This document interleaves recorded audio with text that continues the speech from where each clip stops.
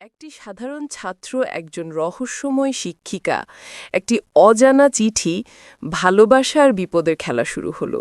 চোখ বেঁধে দেখুন, রোমাঞ্চ, সাসপেন্স আর অবাক করা সত্য অপেক্ষা করছে প্রতিটি মুহূর্তে। ম্যাম আমাকে বলল, আরে তুমি কমন রুমে নিজের কলমের কালি বাইরে ফেলছো কেন? আমি তো আছি, তুমি আমার খাতায় ফেলো। আমার খাতা তো শুধু তোমার জন্যই। তুই তাড়াতাড়ি আয় আর আমার খাতায় লেখা শুরু করে দে, আমি আর পারছি না। হ্যালো বন্ধুরা, কেমন আছেন সবাই? আশা করি অনেক ভালো আছেন। আজকের এই গল্পটা শুনলে আপনার খাতায় লিখতে মন চাইবে, তাই দেরি না করে হাতের কাছে টিস্যু নিয়ে বসে পড়ুন, নয়তো কাপড় নষ্ট হয়ে যাবে। তো চলুন কথা না বাড়িয়ে গল্প শুরু করা যাক। আমার নাম হৃদয়। শহরের একটি নামকরা স্কুলে ক্লাস 10-এ পড়ি। ছোটবেলা থেকেই খুব চুপচাপ, বইয়ের পোকা টাইপের ছেলে। আমাদের ইংরেজি টিচার সায়রা ম্যাম, সবাই ওনাকে খুব ভালোবাসে, কারণ উনি শুধু পড়ান না, কথার মধ্যে এমন এক জাদু থাকে যে ক্লাসের প্রতিটা ছাত্র নিঃশব্দে তাকিয়ে থাকে। কিন্তু আমি জানতাম না একদিন এই ম্যাডামই আমার জীবনের সবচেয়ে অদ্ভুত অধ্যায় হয়ে উঠবেন। সবকিছু শুরু হয়েছিল এক বর্ষার দিনে। ক্লাসে বিদ্যুৎ ছিল না, জানালার বাইরে বজ্রপাত হচ্ছিল। আমি শেষ বেঞ্চে বসে আছি। হঠাৎ সায়রা ম্যাডাম এসে বললেন, হৃদয়, তুমি একটু অফিস রুম থেকে ফাইলটা নিয়ে আসবে? আমি দৌড়ে গেলাম, কিন্তু ফিরে এসে দেখি উনি একা দাঁড়িয়ে জানালার দিকে তাকিয়ে আছেন। আমি আসতে বললাম, ম্যাম, ফাইলটা? উনি ফিরে তাকিয়ে হেসে বললেন, তুমি না সবসময় এমন শান্ত কেন? আমি কিছু বলতে পারলাম না, শুধু মনে হলো এই হাসিটা আগেও কোথাও দেখেছি, হয়তো স্বপ্নে। সেই দিনটার পর থেকে আমি প্রতিদিন সায়রা ম্যাডামের ক্লাসের অপেক্ষায় থাকতাম। একদিন ম্যাডাম স্কুল শেষে বললেন, হৃদয়, তুমি তো ভালো লিখতে পারো, কালকের অনুষ্ঠানের জন্য একটা লেখা বানিয়ে আনবে? আমি হ্যাঁ বললাম, কিন্তু সারা রাত ঘুমাতে পারিনি। পরদিন লেখা জমা দিলাম, উনি পড়ে চুপ করে গেলেন। তারপর আসতে বললেন, তোমার লেখায় একটা ব্যথা আছে হৃদয়, তুমি কি সুখী? আমি হেসে বললাম, যখন আপনি হাসেন তখন সুখী হই ম্যাম।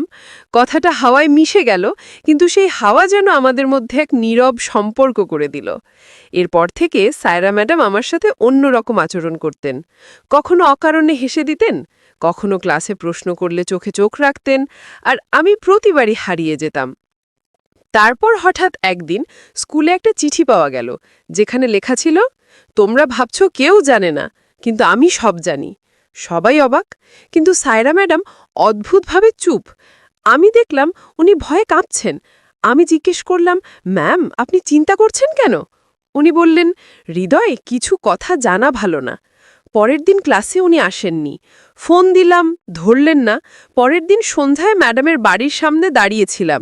ভিতর থেকে আলো জ্বলছে, কিন্তু দরজা কেউ খুলল না। হঠাৎ পেছন থেকে এক অচেনা কণ্ঠ বলল, হৃদয়, সায়রা ম্যাম এখন যেখানে আছেন সেখানে যাওয়া তোমার জন্য বিপজ্জনক। আমি ঘুরে তাকালাম, কিন্তু কেউ নেই, শুধু মাটিতে পড়েছিল সেই একই হাতের লেখা চিঠি। শেষটা জানতে চাও? তাহলে কাল স্কুলে যেও না। আমি তবুও পরদিন স্কুলে গেলাম, কিন্তু ক্লাসে গিয়ে দেখি সায়রা ম্যামের টেবিল খালি, চেয়ারটা একটা পুরনো ডায়েরি রাখা, আর তার উপরে একটা নোট, যে সত্য জানতে চায় তাকে হারিয়ে যেতে হয়। সেই দিন থেকে আমার জীবন বদলে গেল, কারণ আমি জানতাম সায়রা ম্যাডাম হয়তো কোথাও হারিয়ে যাননি, বরং সত্যি জানার অপেক্ষায় আছেন, আমারই মতো। সেদিনের পর থেকে আমি আর আগের মতো ছিলাম না। সায়রা ম্যাডামের টেবিলে পাওয়া সেই ডায়েরিটা যেন আমার জীবনের সবচেয়ে বড় রহস্যে পরিণত হলো। রাতে বাড়ি ফিরে আমি ডায়েরি খুললাম। প্রথম পাতায় লেখা, কিছু ভালোবাসা হয় না সমাজের চোখে দেখা, তাই তাদের বাঁচতে হয় অন্ধকারে। আমি থমকে গেলাম। পাতাগুলো উল্টাতে উল্টাতে দেখি প্রতিটা পাতায় এমন কিছু কথা লেখা যা আমার নামের সঙ্গে মিলে যাচ্ছে, যেন এই ডায়েরিটা আমার জন্যই লেখা। হঠাৎ জানালার বাইরে হালকা বাতাসে পর্দা উড়ল, মনে হলো কেউ আমার নাম ধরে ডাকছে। আমি ধীরে ধীরে উঠে জানালার দিকে গেলাম, কিন্তু বাইরে শুধু অন্ধকার। পরদিন সকালে স্কুলে গিয়ে দেখি সবাই ফিস ফিস করছে। কেউ বলছে ম্যাডাম ট্রান্সফার হয়েছেন, কেউ বলছে উনি অসুস্থ। আমি কিছু বিশ্বাস করতে পারলাম না। বিকেলে হঠাৎ আমার ফোনে একটা অচেনা নাম্বার থেকে ভয়েস মেসেজ আসে। কণ্ঠটা ঠিক সায়রা ম্যাডামের মতো। হৃদয়, সত্য জানতে যাও? তাহলে আজ সন্ধ্যায় নদীর ধারে এসো, একা এসো। আমার শরীর শিহরিত হয়ে উঠল। সন্ধ্যায় আমি গেলাম। নদীর ধারে বাতাসে এক অদ্ভুত গন্ধ, কুয়াশা আর নিস্তব্ধতা। হঠাৎ দেখি ছায়ার মতো এক অবয়ব বাড়িয়ে ধীরে ধীরে এগিয়ে এলো। আলো পড়তে আমি হতবাক। সায়রা ম্যাডাম সাদা পোশাকে, চুল উঠছে বাতাসে, চোখে কেমন এক অচেনা দীপ্তি। আমি বললাম, ম্যাম, আপনি কোথায় ছিলেন? উনি আসতে বললেন, যেখানে কেউ খুঁজতে সাহস পায় না। আমি এগিয়ে গেলাম, বললাম, সবাই বলে আপনি চলে গেছেন, কিন্তু আমি উনি চোখ নামিয়ে বললেন, হৃদয়, কিছু সম্পর্ক সমাজ মেনে নেয় না, কিছু সত্য বলা যায় না, কিন্তু তুমি যদি সত্য জানতে চাও তবে আমার সঙ্গে চলো। আমার বুক ধড়ফড় করতে লাগল। বললাম, আমি যাব ম্যাম, যত দূরেই হোক। হঠাৎ উনি আমার হাত ধরলেন। ঠান্ডা স্পর্শে শরীর কেঁপে উঠল, কিন্তু চোখে এক অদ্ভুত শান্তি। ঠিক তখনই নদীর ওপার থেকে আলো জ্বলে উঠল। কেউ যেন আমাদের দিকে তাকিয়ে আছে। সাইরা ম্যাডাম আমার হাত ছেড়ে বললেন, ওরা এসেছে, এখন আর সময় নেই। আমি বললাম, কে ম্যাম, কাকে ভয় পাচ্ছেন? উনি শুধু বললেন, আমার অতীত, তোমার বর্তমান। এরপর মুহূর্তেই সব আলো নিভে গেল। আমি একা দাঁড়িয়ে রইলাম নদীর ধারে। চারপাশে শুধু কুয়াশা আর পানির শব্দ। তখনই আমার ফোনে আবার সেই কণ্ঠ ভেসে এলো, হৃদয়, পরের পাতা খুলে দেখো, আমি ওখানেই আছি। রাত তখন প্রায় 12টা। ঘরে শুধু টেডেল ল্যাম্পের আলো জ্বলছে। আমি সেই ডায়েরিটা আবার খুললাম। শেষ পাতায় লেখা, যদি এই লেখা পড়ো তবে জানবে আমি এখন তোমার কাছেই আছি। আমার বুক ধকধক করতে লাগল। বাতাস যেন আরো ঠান্ডা হয়ে গেল। হঠাৎ মনে হলো কারো ছায়া আমার পেছনে দাঁড়িয়ে আছে। আমি ধীরে ধীরে ঘুরে তাকালাম। কেউ নেই, কিন্তু সায়রা ম্যাডামের পারফিউমের গন্ধ ভেসে এলো। আমি চমকে উঠলাম। তারপর ডায়েরির ভেতর থেকে একটা ছবি পড়ে গেল। আমি আর সায়রা ম্যাডাম ঠিক নদীর ধারের জায়গায়, যেদিন উনি হারিয়ে গিয়েছিলেন। কিন্তু আমি জানতাম এমন কোনো ছবি কখনো তোলা হয়নি। আমি হতভম্ব হয়ে বসে আছি, ঠিক তখনই ফোন বেজে উঠল। স্ক্রিনে নাম, সায়রা ম্যাডাম।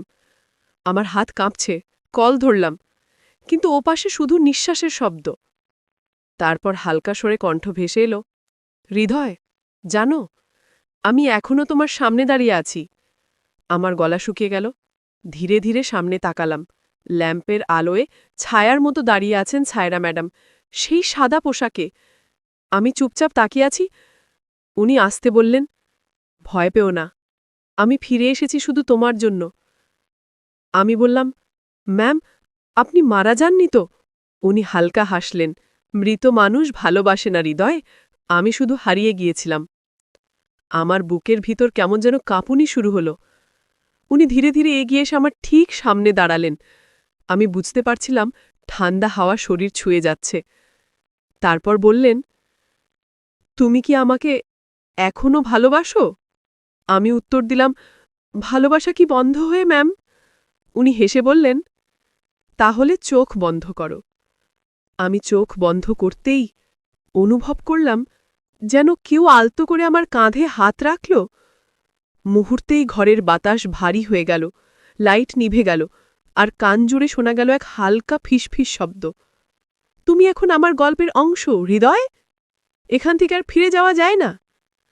আমি চোখ খুলে দেখি ঘর ফাঁকা। ডায়েরিটা টেবিলে খোলা, কিন্তু শেষ পাতাটা বদলে গেছে। সেখানে এখন লেখা, তুমি আমাকে ভালোবেসেছিলে, তাই আমি ফিরে এসেছি, এবার পালানোর চেষ্টা করো না। আমি পেছনে তাকালাম।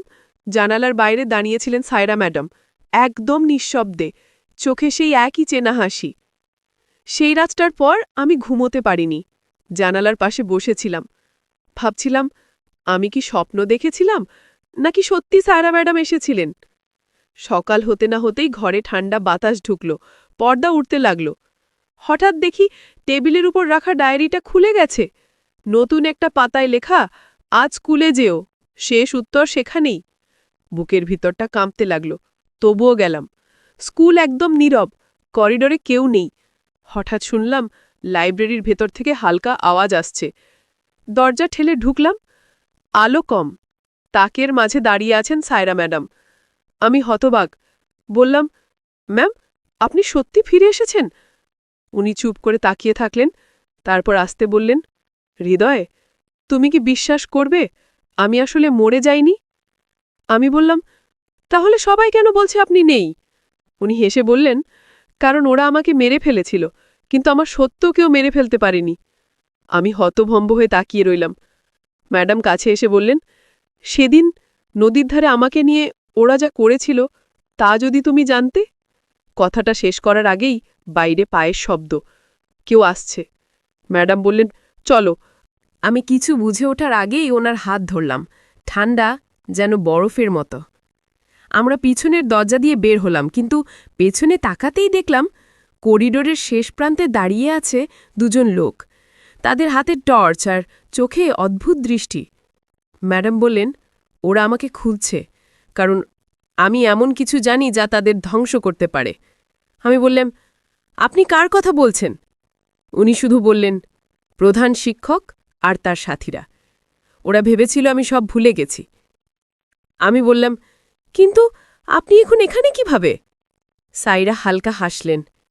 যখন ভালোবাসা সত্য হয় তখন মৃত্যুও ফিরিয়ে আনে। কথাটা শেষ হতেই লাইট চলে গেল। পুরো স্কুল অন্ধকার। আমি শুধু অনুভব করলাম উনি আমার কানে ফিসফিস করে বললেন, হৃদয়, এবার তোমাকেও বেছে নিতে হবে, সত্য না আমি। ঠিক তখনই আলো জ্বলে উঠল, কিন্তু সাইরা ম্যাডাম নেই। টেবিলের ওপর পড়ে আছে একটা সাদা ওড়না আর সেই একই ডায়েরি, যার নতুন পাতায় এখন লেখা, যদি সত্য জানো তোমার জীবন বদলে যাবে, কিন্তু যদি আমাকে বেছে নাও তোমার পৃথিবী শেষ। আমি ডায়েরিটা হাতে নিয়ে ধীরে ধীরে বুঝতে পারছিলাম আমি আর সাইরা ম্যাডামের ভালোবাসা এখন শুধু প্রেম নয়, এটা একটা প্রতিশোধের গল্প, যার শেষ এখনও লেখা হয়নি। সেই দিনটার পর আমি প্রায় 1 সপ্তাহ স্কুলে যাইনি। রাতে ঘুম এলেও মাঝে মধ্যে স্বপ্নে দেখি সাইরা ম্যাডাম নদীর ধারে দাঁড়িয়ে আছেন, কুয়াশার ভেতর থেকে ডাকছেন, হৃদয়, সত্য জানো। আমার মন আর শান্তি পাচ্ছিল না। এক রাতে আমি ঠিক করলাম সব শেষ করে ফেলব, যেভাবেই হোক সত্যটা জানতে হবে। আমি সেই ডায়েরিটা নিয়ে গেলাম স্কুলে।